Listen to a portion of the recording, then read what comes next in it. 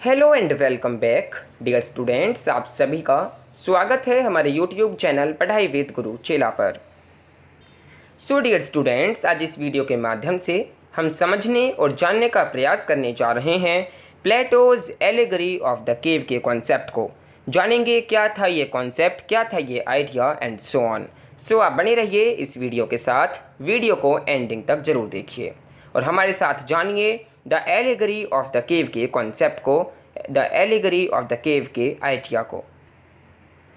सो देखिए स्टूडेंट्स, ये बहुत ही फेमस एक पार्ट है प्लेटो की फ़िलासफ़ी का। ये एक्चुअली उनकी एक किताब है, प्लेटो ने खुद लिखी है, द रिपब्लिक। उसकी बुक 7 में ये कॉन्सेप्ट, ये आइडिया हमें देखने को मिलता है।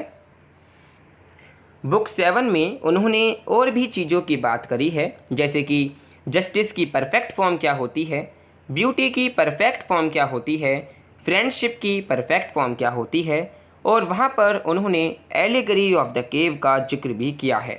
सो आइए जानते हैं कि एलेगरी ऑफ द केव का कॉन्सेप्ट था क्या, क्या समझाना चाहते हैं Plato the allegory of the cave के माध्यम से। सो देखिए, फर्स्ट ऑफ ऑल हमको समझना होगा कि जो एलेगरी है ये होती क्या है।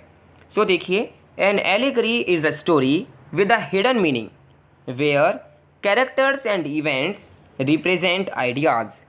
It's sort of like an extended metaphor. So देखिए, जो एलिगरी होती है ये एक टाइप की स्टोरी होती है जिसमें कुछ हिडन मीनिंग जो है वो छिपा होता है, कुछ मीनिंग जो है वो छिपा होता है उसके अंदर। वेयर कैरेक्टर्स, जहाँ पर जो कैरेक्टर्स होते हैं, जो इवेंट्स होते हैं, जो उसका पार्ट होते हैं, वो कुछ रिप्रेजेंट करते हैं कुछ आइडियाज़ को, कुछ कॉन्सेप्ट्स को। It's sort of like an extended metaphor. So देखिए, कहीं ना कहीं एक तरीके से मेटाफर की तरह ही यूज़ होता है। सो देखिए, ये है एग्जैक्ट मीनिंग ऑफ एलिगरी।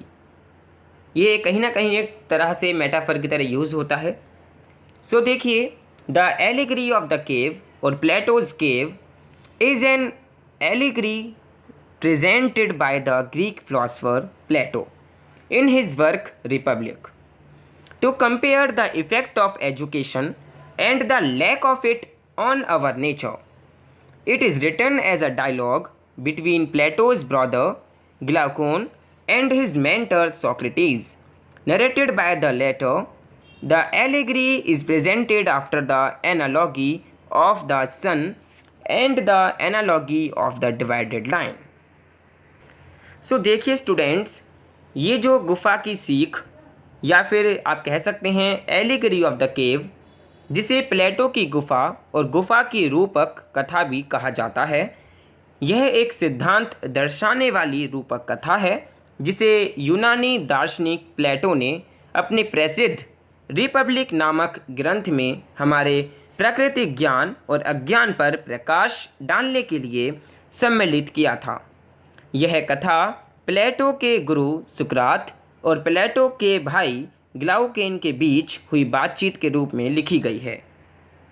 सो देखिए, एलिगरी ऑफ द केव को समझने के लिए आपको इस पिक्चर को अच्छे प्रकार से समझना होगा। सो देखिए, एलिगरी ऑफ द केव क्या है। सो देखिए, यहाँ पर आप लोग इमेजिन कीजिए कि एक गुफा है, एक केव है। आपके सामने यहाँ एक पूरी गुफा है, आप देख सकते हैं, इमेजिन कर सकते हैं। यहाँ पर कुछ बंदी हैं, कुछ प्रिजनर्स हैं। इनको जन्म से, जब से ये पैदा हुए थे, ये सब इमेजिन करने के लिए कह रहा हूँ, रियलिटी में मत मान लेना कि ऐसे कैसे हो सकता है। बस आप इमेजिन कीजिए, ये एक एग्ज़ाम्पल के तौर पर समझने के लिए आप इसको समझ सकते हैं। तो आप देख सकते हैं यहाँ पर इनको बचपन से बंदी बना के रखा हुआ है। इनके हाथ पैर हर जगह जंजीरें हैं, यहाँ तक कि इनके सर को भी इस तरीके से फिक्स कर रखा है कि ये सिर्फ आगे की ओर ही देख सकते हैं। और इनके आगे यहाँ पर कुछ शैडोज़ नाच रहे हैं, आप देख सकते हैं पिक्चर के अंदर कि यहाँ पर कुछ परछाइयाँ जो हैं वो दीवार पर नाचती हुई नज़र आ रही हैं। इनके लिए यही रियलिटी है, इनके लिए यही सच्चाई है। जो भी ये शैडोज़ देख रहे हैं, जो भी ये परछाई देख रहे हैं, इनके लिए तो केवल यही एक सच्चाई है, यही एक रियलिटी है। मगर इनको ये नहीं पता कि पीछे यहाँ पर आप देख सकते हैं कुछ लोग पुतले नज़र आ रहे हैं एंड पीछे यहाँ पर आग है और आग की रोशनी जो है वो इन पुतलों पर पड़ रही है और उन पुतलों की रोशनी जो है वो यहाँ पर जा रही है।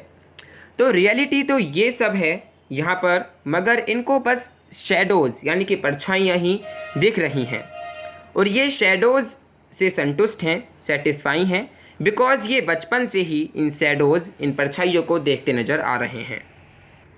मगर यहाँ पर प्लेटो कहते हैं अगर हम किसी एक बंदी को, एक प्रिजनर को खोल दें, उसकी जंजीरों को खोल दें, उसको आज़ाद कर दें और बोलें कि ज़रा घूम कर आओ, तो देखो जैसे ही वो बंदा आज़ाद होगा, उसकी जंजीरें खोल दी जाएंगी, तो जैसे ही वो उठेगा और केव से बाहर निकलेगा, पीछे मुड़ेगा, तो वो देखेगा कि यहाँ तो कुछ पुतले हैं, कुछ पपेट्स हैं और पीछे वहाँ पर आग जल रही है और बाहर एकदम आसमान है एंड सो ऑन। सो देखिए वो एकदम हक्का बक्का रह जाएगा क्योंकि उसने अब तक केवल परछाइयाँ ही देखी हैं, जो रियलिटी है वो उससे वंचित रहा है। देन उससे आगे जैसे ही वो केव से बाहर निकलता है तो वो देखेगा कि बाहर एक खुला आसमान है, सूरज की रोशनी है, उसकी रोशनी हम पर पड़ रही है तो हमारी जो परछाई है वो बन रही है। ठीक है, इस प्रकार वो इन सभी कॉन्सेप्ट्स को, इन सभी फॉर्म्स को देखेगा और वो चाहेगा कि वो अपने फेलोज़ को भी ये सब बताए, क्योंकि अब वो भी अभी तक शैडोज़ को ही देख रहे हैं, उन्होंने जो रियलिटी है वो उससे वंचित हैं।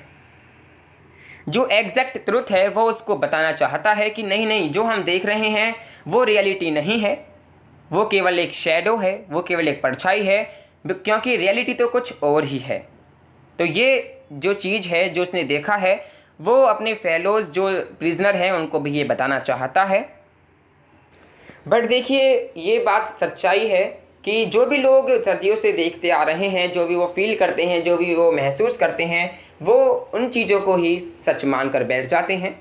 अगर कोई इनसे आकर कहता है कि नहीं नहीं ये सच नहीं है, ये झूठ है, क्योंकि रियलिटी तो इसके पीछे कुछ और है, तो वो उस बंदे को पागल मानते हैं या फिर उसको मानते हैं इसका रेडिकल व्यू कुछ ज़्यादा ही है। ठीक है, वो उस पर बिल्कुल भी बिलीव नहीं करते हैं, बिल्कुल भी फेथ नहीं करते हैं। और वो लोग जो उस सच्चाई को देखना नहीं चाहते, वो अपने इस झूठ में रहना चाहते हैं, वो उस झूठ की अच्छी प्रकार से निगरानी करते हैं और उसी को रियलिटी मानते हैं, उसी को ट्रुथ मानते हैं। और देखिए ऐसा काफ़ी हिस्ट्री के अंदर हुआ भी है, जैसे सोक्रेटिस का ही नाम ले लें, जिस प्रकार वो सबको जागरूक करना चाहते थे, वो कहना चाहते थे कि नहीं नहीं ये रियलिटी नहीं है, इसकी रियलिटी कुछ और ही है। वो थ्योरी ऑफ फॉर्म्स को बताना चाहते थे, आइडियाज़ को बताना चाहते थे, पर क्या हुआ, जो वहाँ के राजा वगैरह थे, जो किंग्स थे, उन्होंने उनको मृत्यु दंड दे दिया। ठीक है, सो इस प्रकार जो ट्रुथ जानते हैं उनका कोई मतलब नहीं रह जाता है। आजकल की जो वर्ल्ड है वो केवल उसी को देखता है, उसी को फील करता है। ठीक है, वो शैडोज़ को ही वो रियलिटी मानता है।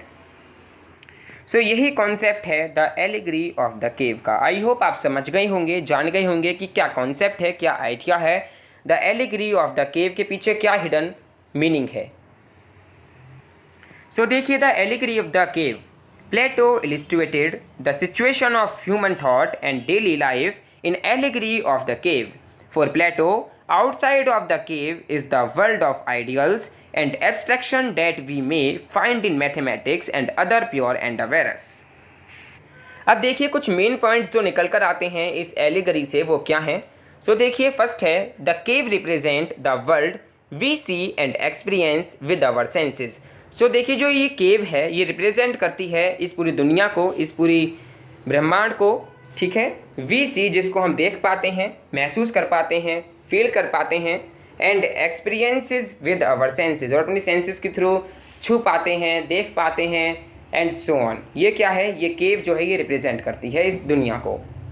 The world of sunlight represent, जो ये वर्ल्ड है सनलाइट का, जो ये वर्ल्ड है दुनिया, ये जो दुनिया है इसमें जो सनलाइट है वो रिप्रेजेंट करती है द रेलम ऑफ आइडियाज़, ये एक फॉर्म ऑफ आइडियाज़ को रिप्रेजेंट करती है।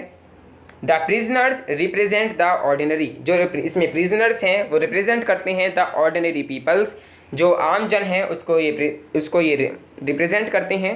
Who take the world to be real and live in the darkness, जो कि उस शैडो की दुनिया को ही एकदम रियल वर्ल्ड मानते हैं, उसी के अंदर रहते हैं और वो एक प्रकार के डार्कनेस, इग्नोरेंस एंड इल्यूजन में रह रहे हैं। देन लास्ट है द एस्केप्ड प्रिजनर, जो प्रिजनर हमने जंजीरों से आज़ाद कर दिया, जिसने बाहर का दुनिया देखा है, वो रिप्रेजेंट करता है द फिलोसफर, वो फिलोसफर को रिप्रेजेंट करता है। हु हैज़ सीन लाइफ, जिसने लाइफ को देखा है, ट्रुथ को जाना है, देखा है, ब्यूटी को देखा है, नॉलेज को जाना है, and knows the truth reality, और जो ट्रुथ रियलिटी है उसको जानने का प्रयास करा है, वही फिलोसफर है। सो ये मेन पॉइंट्स हैं इस एलिगरी ऑफ द केव के कॉन्सेप्ट का, इसके आइडियाज़ के। सो देखिए, जैसे हमने लास्ट वीडियो के अंदर भी देखा था कि एक इंटेलिजिबल वर्ल्ड होता है और एक विजिबल वर्ल्ड होता है। अब देखिए दोनों में क्या मेन डिफरेंसेस हैं।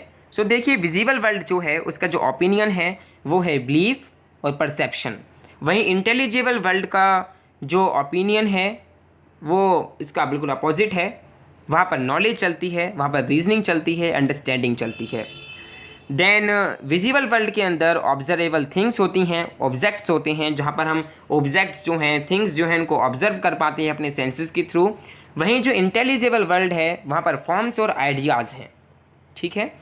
विजिबल वर्ल्ड के अंदर नॉन बाय आवर सेंसेस, वहाँ पर हम जो भी चीज़ जानते हैं केवल अपने सेंसेस के माध्यम से जानते हैं, और वहीं जो इंटेलिजिबल वर्ल्ड है वहाँ पर हिडन फ्रॉम आवर सेंसेस, वहाँ पर जो चीज़ें होती हैं, जो थिंग्स होती हैं, वो हमारे सेंसेस जो हमारे सेंसेस हैं उनसे छुपी हुई होती हैं। देन विजिबल वर्ल्ड के अंदर शेडो होती है, कॉपी होती है, चेंजिंग होते हैं, और वहीं इंटेलिजिबल वर्ल्ड के अंदर ट्रू होते हैं, रियल होता है, इटर्नल होता है, और अनचेंजेबल थिंग्स होती हैं। विजिबल वर्ल्ड के अंदर world of becoming, caring, essence होते हैं, और वहीं इंटेलिजिबल वर्ल्ड के अंदर वर्ल्ड ऑफ बीइंग, एसेंस होता है। विजिबल वर्ल्ड के अंदर नॉन टू ऑल होता है, और इंटेलिजिबल वर्ल्ड के अंदर known to wise man, philosopher होता है। Then last and next point है, विजुअल वर्ल्ड के अंदर world in the cave, in chains, in shadows of fire का एग्जाम्पल ले सकते हैं, और इंटेलिजिबल वर्ल्ड के अंदर world of sunlight outside the cave का एग्जाम्पल ले सकते हैं। सो ये है the allegory of the cave का कॉन्सेप्ट, या फिर आप कह सकते हैं Plato's allegory of the cave का जो आइडिया है वो इस प्रकार समझाने का प्रयास करते हैं। देखिए, ये केवल आपको इमेजिन करने के लिए कहा गया है, तो आप इमेजिन कर सकते हैं। इस पिक्चर को ध्यान से एक बार अगेन से देखें और खुद से इस पिक्चर को इमेजिन करने का प्रयास करें। सो स्टूडेंट्स, इस वीडियो में सिर्फ इतना ही। मुझे उम्मीद है कि आप समझ गए होंगे the allegory of the cave के कॉन्सेप्ट को, क्या था ये आइडिया, क्या था ये कॉन्सेप्ट। अगर आपके फिर भी कुछ डाउट्स हैं तो आप हमें via YouTube comment box section में लिखकर सेंड कर सकते हैं। So dear students, thank you for watching this video. Stay home, stay safe, stay indoors.